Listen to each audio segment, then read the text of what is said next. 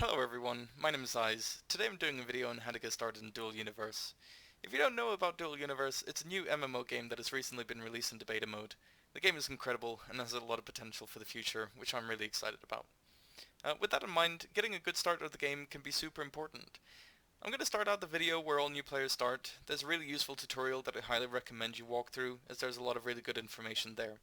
We're going to skip that part of the tutorial, and I'm just going to highlight some of the aspects that I believe are important. So, to start this off, part of the tutorial, you're going to be told to look at your talent points. These are incredibly important to utilize from the beginning of the game. These talent points are going to make you much more powerful in a very wide range of abilities. Talent points are earned over time, in-game and out. You earn around 5 points per minute when you have no skills queued up, and you have 90 points per minute when you do. So a top tip is to always have a bunch of talents queued up. During the tutorial, you're told to look at the mining and inventory skills, and suggested to upgrade your nanopack abilities. While these are great talents, I'd suggest also leveling up your primary augmented container range in the early stage. This allows you to stay linked to a container when it's further away. Under the same tab of mining and inventory, I suggest you upgrade some of your mining skills. The scanner upgrade under miner skills allows you to detect ore from further away, which proves handy from low level materials all the way to top end materials. Depending on what role you're going to be taking within Dual Universe will determine how you will structure your talents. There's the ability to improve your personal skills, improve hit points of battleships, or how efficiently factories will run. At the end of the tutorial, you're directed towards the Sanctuary Moon to deploy your Sanctuary tile. Bear in mind you cannot move your Sanctuary tile once it's been placed, so find a nice spot. Once you arrive to the moon, deploy your speeder blueprint.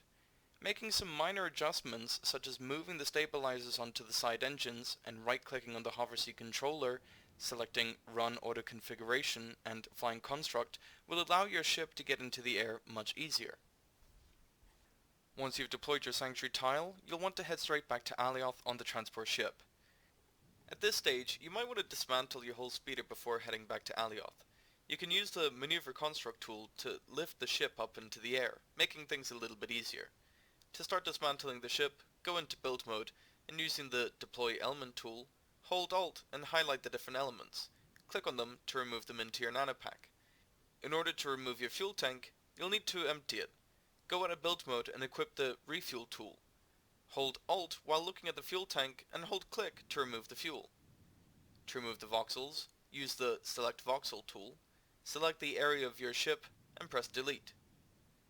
To pick up the core of the ship, go out of build mode and equip the Deploy Construct Unit tool. Hold Alt while looking at the core and click on it. Please note, by picking up the speeder you will not be able to redeploy via blueprint. Instead you'll have to build a new ship for yourself. Once you're back on Alioth, jump down onto the dirt and build yourself a pretty basic ship to get your feet off the ground. To deploy the dynamic core that allows you to build ships, equip the Deploy Construct Unit tool and open your inventory. Drag the dynamic core onto the toolbar on the right hand side of your screen, exit the inventory, while looking at the ground within the construct cube, hold T and use the mouse wheel to lift it off the ground.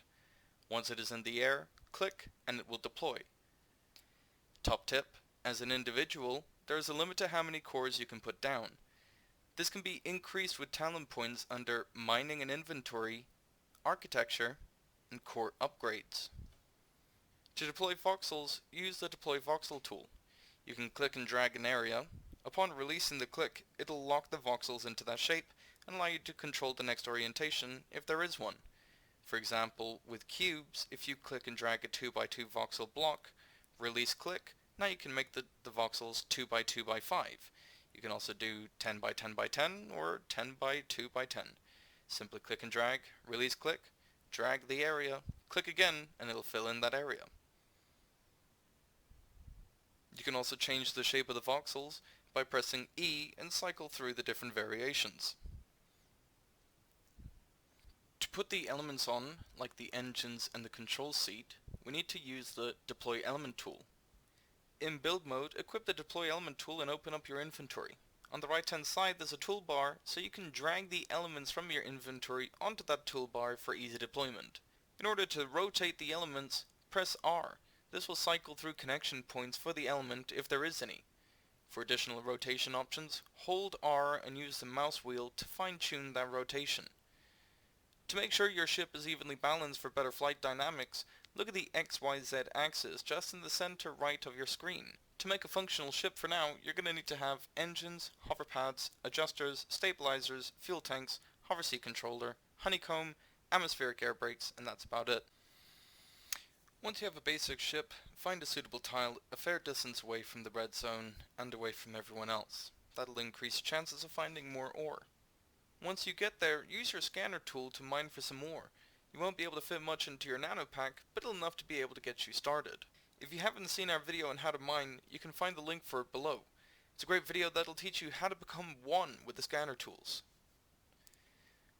Once you've mined a nano pack full of one type of ore, press K to open up your nano crafter. On the left hand side, select the option Only Doable. Process the ore that you have mined into pure. While this is processing, find another node of ore and fill your nanopack again. Once your nanopack is full, your queue might be done. Don't worry, it'll wait until you empty your inventory. Head back to the district that you have come from and put the ore that you have mined onto the market for sale. You might not want to use the instant sell option, as the only offer on the district could be very low. Instead, you can find a buy order that might make you a lot of money, or you could create a sell order, which will likely be bought quite quickly anyway.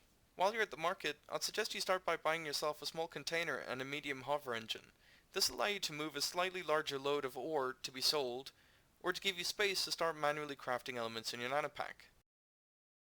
In order to link to your new small container, right-click on the container and select Declare as Link Container. Once you've declared a link container, open your inventory. In the top right-hand side, you'll see a chain link icon. Select this icon. Now, anything that you mine will be deposited into the link container.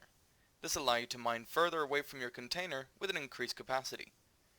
Put the container on your ship with the new medium hover engine, and you're ready for the next stage. Transporting ore to the Sanctuary Moon and back can be long and tedious if you're taking the space shuttle, because you can only transport so much in your nanopack. To be able to get a reasonable amount of ore off-planet to the Sanctuary Moon, you'll have to have much more powerful engines than you're able to craft in your nanopack. So, you can either purchase a retro rocket brakes, space fuel tank, space engines, and medium atmospheric engines from the market, or you can make yourself an outpost on Alioth. In order to put down a static core that allows you to build industry elements on Alioth, you must claim that tile first, which means you should aim to buy a territory control unit from the market as soon as possible. You can make yourself an extra small static core in your nanocrafter, however, this is a very small amount of space to work with. It'd probably be cheaper and easier to purchase a small static core unit instead. While you're at the market, decide whether you want to purchase a small assembler and 2 more small containers. If you decide to buy the small static core, remember to train yourself in the correct talents to be able to deploy it.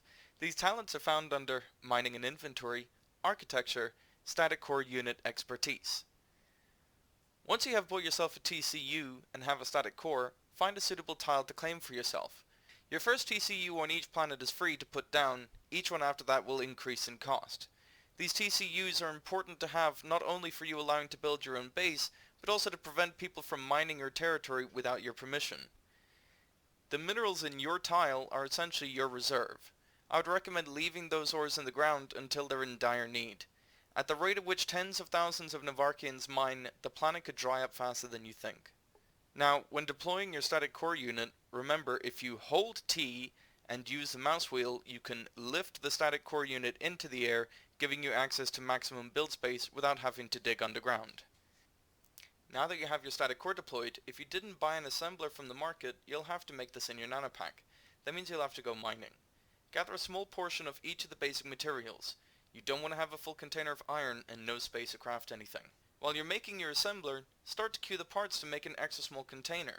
That can serve as the input for your industry unit, and you can move your small container from your ship to serve as an output for your industry. The first thing you'll probably want to make is a medium assembler, so you can produce more of the industry units required to get a functional factory operational. Now that you've gotten this far, the world is your oyster. You may decide to expand your industry to become an industrial giant, or buy parts from the market to develop your ship for exploration purposes. The choices are all yours to make from this point on. Thank you so much for your time here today. I hope that you've enjoyed this video as much as I've enjoyed making it. If you like the video, you're welcome to give us some feedback with a like button. If you want to see more, you're always welcome to subscribe to our channel to see us on your feed. It costs you nothing, and you can unsubscribe at any time. Anyway, hope to see you in our next video. Bye!